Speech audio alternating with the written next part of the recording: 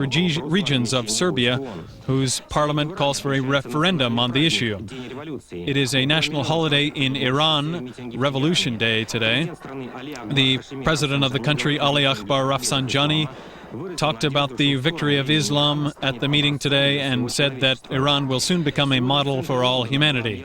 Today in the center of London, the alarm was sounded. The bomb squad found and defused a bomb near Whitehall, where the residence of Prime Minister Major is located. The Irish Republican Army is blamed for the bomb. It happened on the eve of negotiations with Secretary of State James Baker. The negotiations will take place at the planned time. The U.S. launched an Atlas rocket today, holding a satellite which will assist direct secret communications between the Pentagon and U.S. military bases abroad. A Netherlands F-16 fighter crashed today near the city of Hungelo. The pilot managed to eject, and there were no casualties on the ground. 8 policemen were killed by Islamic extremists in Algeria after the introduction of the state of emergency. The head of the governing Algerian State Council, Mohamed Boudaïef, appeared on television and radio today declaring that the Islamic Salvation Front is attempting to exploit democracy in order to destroy it. Good news. The museum at Ostankino will soon be open for visitors. When I look at these things, I feel the most tender and passionate feelings. I am amazed by the quality of the items here. I find in them the decorated products of good reason, sincerity, love for people, eternity, and fidelity. These are lines from the final letter of the Graf Nikolai Sheremetyevo devoted to Praskova Kovalova-Zhenchigina. By decorating my whole Ostankino estate and making it charming to the eye, I hope that I will make it into a wonderful phenomenon, and that those who come after me will always enjoy it. There once were unusual people who still surprise us with the romantic side of their lives, and they left these wonderful treasures to us simply as a gift. This was Graf Sheremetyev's gift to us, his Ostankino estate. It is one of the most purely preserved 18th century estates remaining in Russia. There is a park next door. The second half of the 20th century, it was called the Dzerzhinsky Park.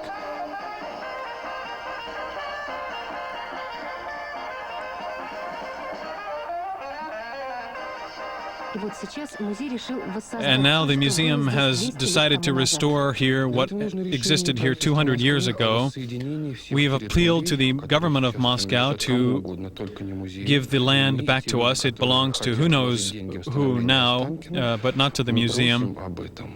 We are asking them just to give us the land. The tragedy of the situation is that the estate will exist for only about 5 more years unless we take measures. We don't ask anything from the government except for the land. All the rest we will do ourselves.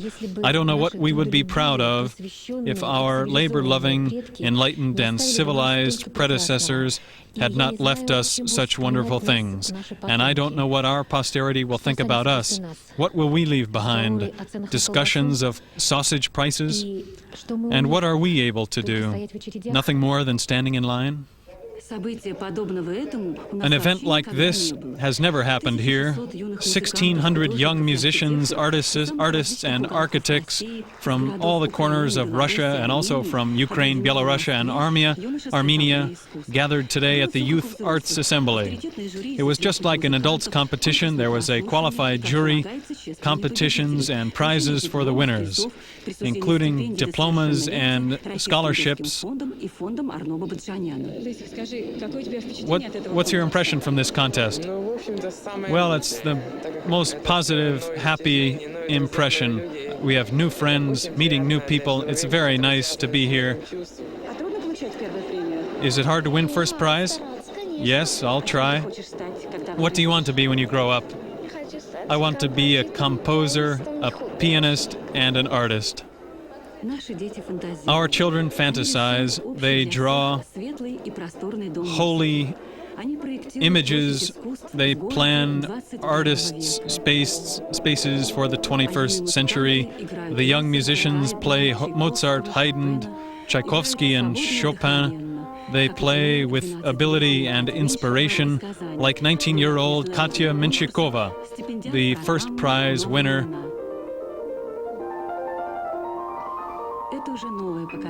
This is the new generation. They're different people. They dream of creating a more perfect world than ours.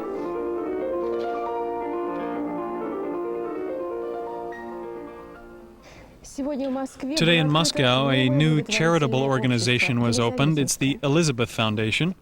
It's named for the great genius Elizabeth Fyodorovna, the sister of the last Russian Empress Alexandra Fyodorovna.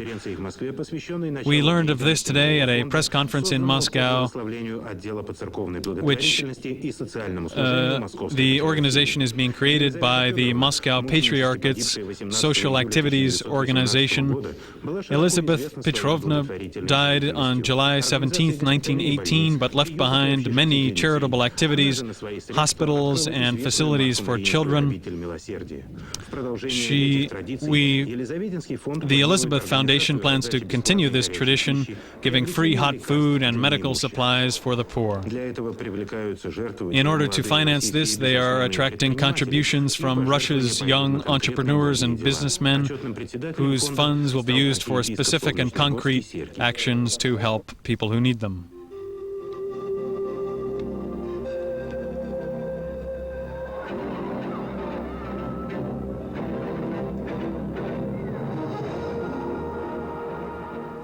Good evening.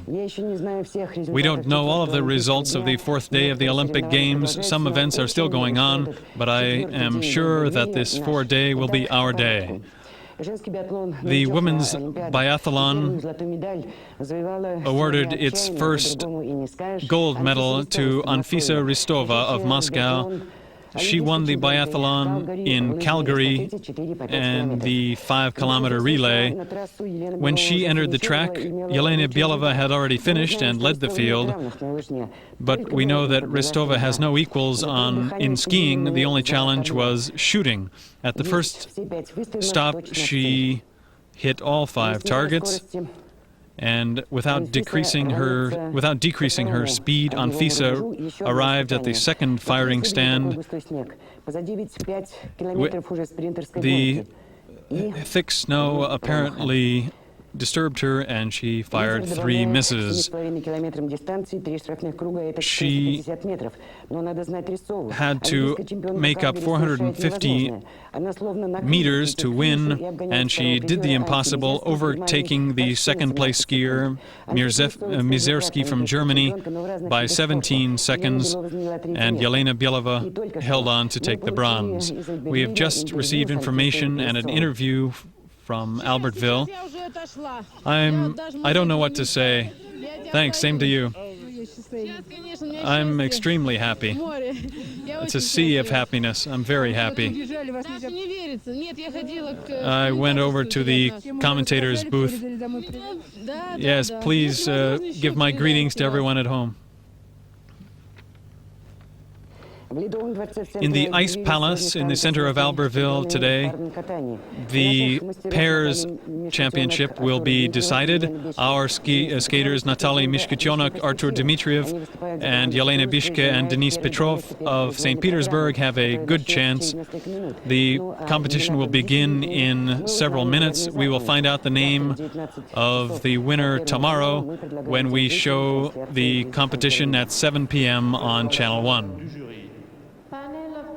The third skiing event came to its end today. In the so-called combination of the downhill and slalom events, the Italians Josefo Polegu and Jean-Franc Martin won the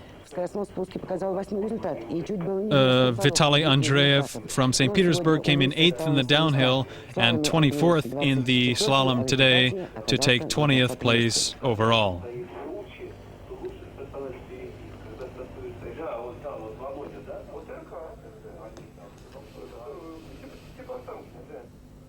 In this event, speed and masterful technique are the ingredients of victory.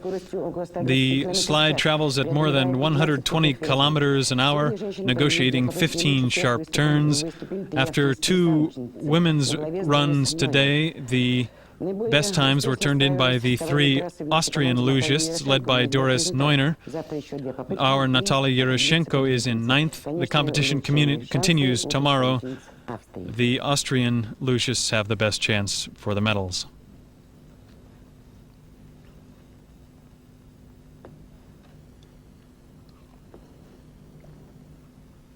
In the Nordic combined, which is cross-country skiing and ski jumping, the Australian Klaus Osterf jumped 89 and 89.5 meters. The Commonwealth team member Andrei Dudunkov